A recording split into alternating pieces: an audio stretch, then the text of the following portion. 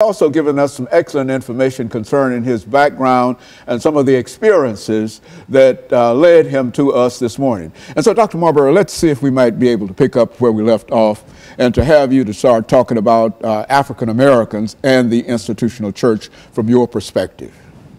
Well, I think what's foundational for the institutional church for African Americans, and perhaps foundational for most churches, but particularly for black churches, is the Bible. You find it in the pulpits. We preach from it.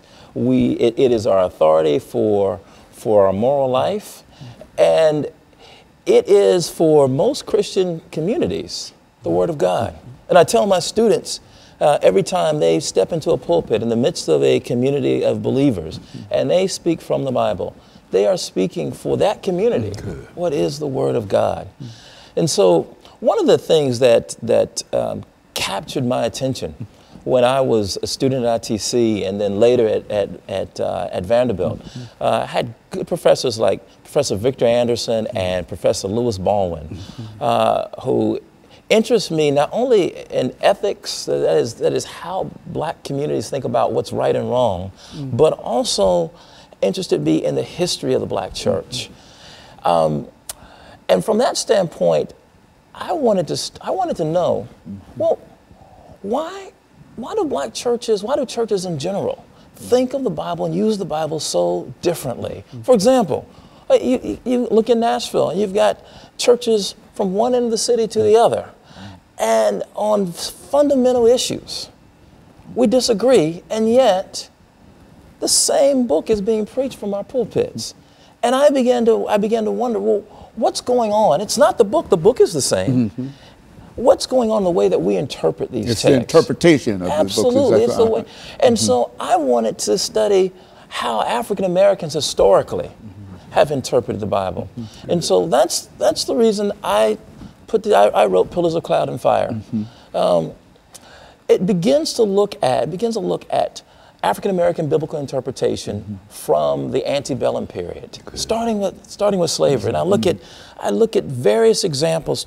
A radical example and a conservative example in the antebellum period, beginning with Absalom Jones and David Walker. I move on to look at Reconstruction with Frances Ellen Watkins Harper and John Jasper. The Harlem Renaissance with Zora Neale Hurston. Then the era of civil rights with Adam Clayton Powell and Martin Luther King Jr. And finally, I look at the era of Black Power with Albert Clegg. Each one takes up the book of Exodus, but takes it up in a very different way. And they take it up based on what I talked about earlier. That is, what are the relevant challenges that my community faces? How can I continue to make the Word of God, the Bible, relevant? And so during the antebellum period, Absalom Jones and David Walker both take up the story of Exodus almost literally. That if God delivered the children of Israel from Egypt, across the Red Sea into the Promised Land, then God will do the same. And the Promised Land was freedom from slavery. Well, freedom from slavery came, and we weren't free. We faced Jim Crow and segregation. And so if you go to the era of Reconstruction, and you look at sermons, the Promised Land doesn't look like freedom from slavery. Emancipation is no longer identified with the Promised Land. Uplift is, well, how do we educate now? How do we move from just emancipation to education and the kind of cultural attainment that will lift black communities? And after Reconstruction, that changes again in the Harlem Renaissance. This idea that we need to throw off the manacles of slavery, the old Southern sort of African American rebirth. And a rebirth. That's right. The Renaissance man. Renaissance man, Renaissance woman. But for the Harlem Renaissance writers, for the most part, except for Zora Neale Hurston, they were really thinking rather in sexist terms. So they were thinking the new Negro was the new Negro man. But Zora Neale Hurston, I thought, was one of the most interesting figures during that time. Her Moses, Man of the Mountain, helped African Americans rethink the Exodus story in a way that took the focus off a singular figure like a Moses figure and put it on the community and asked us to imagine together what it would mean if we all together walked into the promised land and we weren't waiting for or dependent upon one singular figure or God to send one person to deliver a whole group of people. And then I go on to look at the era of civil rights with Adam Clayton Powell and Martin Luther King Jr., who understood the Exodus story and the Promised Land as being included as full citizens, that we would certainly enjoy, as Dr. Martin Luther King would say, the blessings of liberty. And if you look at his speeches, he takes the rhetoric from the Constitution and the Declaration of Independence, the kind of rhetoric that founded our nation, and he connects it to the Exodus story. And freedom means becoming a full citizen. Well, at a certain point, by the end of the Civil Rights Movement, we find that Albert Clegg wants to do something very different with that.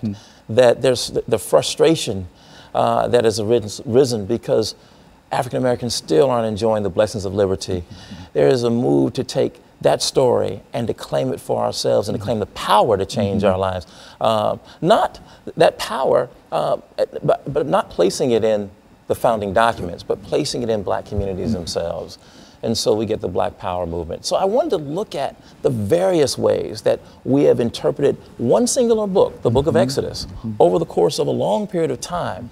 But my concern was to show that each interpreter started first with the concerns of their community at that time.